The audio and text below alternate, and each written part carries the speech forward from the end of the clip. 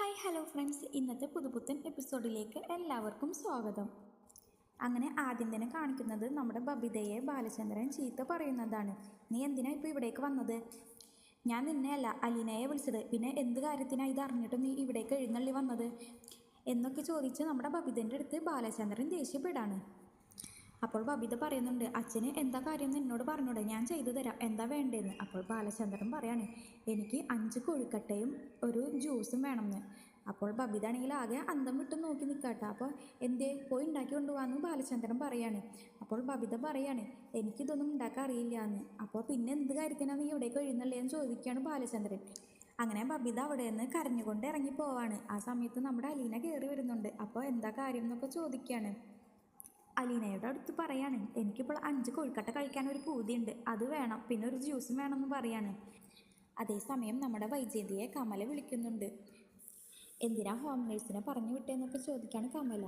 അപ്പോൾ എരുതിയിൽ എണ്ണ ഒഴിച്ച് കൊടുക്കുന്നുണ്ട് നമ്മുടെ വൈജയന്തിക്ക് കിട്ടാ.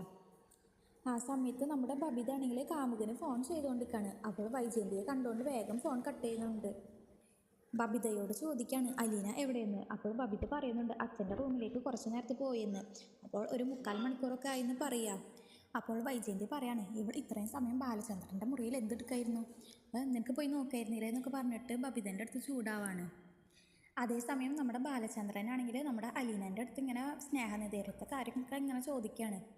അങ്ങനെ രേവതി കുട്ടിയെക്കുറിച്ച് നമ്മുടെ അലീന പറയുമ്പോൾ ബാലചന്ദ്രൻ ചോദിക്കുന്നുണ്ട്, രേവതി കുട്ടിയില്ലേ, ഞാൻ ഇതുവരെ കണ്ടിട്ടില്ല അല്ലേ.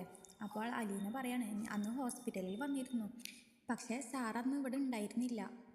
അപ്പോൾ ബാലചന്ദ്രൻ പറയാണ്, അലീന, രേവതി കുട്ടി, ചിന്നുമോള് അല്ലേ, നിങ്ങൾ 3 പേർക്കും ഇനീഷ്യലൊന്നും ഇല്ലേ എന്ന് ചോദിക്കുന്നുണ്ട്. രേവതി കുട്ടി PR, അലീന സ്റ്റാൻലി എന്നൊക്കെ പറയുമ്പോൾ അലീനയോട് ചോദിക്കുകയാണ്, അലീന സ്റ്റാൻലി എങ്ങനെയുണ്ടെന്ന്. അപ്പോൾ ഈ പേരിനൊക്കെ കുറച്ച് സ്റ്റാൻഡേർഡൊക്കെ ഉണ്ടെന്ന് നമ്മുടെ അലീന പറയുന്നുണ്ട്. അപ്പോൾ ബാലചന്ദ്രൻ ചോദിക്കുകയാണ്, അലീന സ്റ്റാൻലി വേണോ അലീന ബാലചന്ദ്രൻ വേണോ എന്നൊക്കെ. അലീന ബാലചന്ദ്രൻ ആവുമ്പോൾ അച്ഛൻ എന്നൊക്കെ വിളിക്കേണ്ടി വരും എന്നൊക്കെ പറയാം അലീനൻ്റെ അടുത്ത്. അപ്പോൾ അലീന പറയാണ്, ബബിതമോളും കൃഷ്ണമോളും ഒക്കെ അച്ഛനെ വിളിക്കുമ്പോൾ എനിക്കും ആഗ്രഹം തോന്നാറുണ്ട്, പക്ഷെ ഞാൻ എൻ്റെ സ്ഥാനം ഓർക്കും. അങ്ങനെ വിഷമിച്ച് പറയാണ് നമ്മുടെ അലീന. നിങ്ങൾക്ക് ഈ വീഡിയോ ഇഷ്ടമായെങ്കിൽ ലൈക്ക് ആൻഡ് ഷെയർ ചെയ്യുക, കൂടെ സബ്സ്ക്രൈബും ചെയ്യുക. താങ്ക്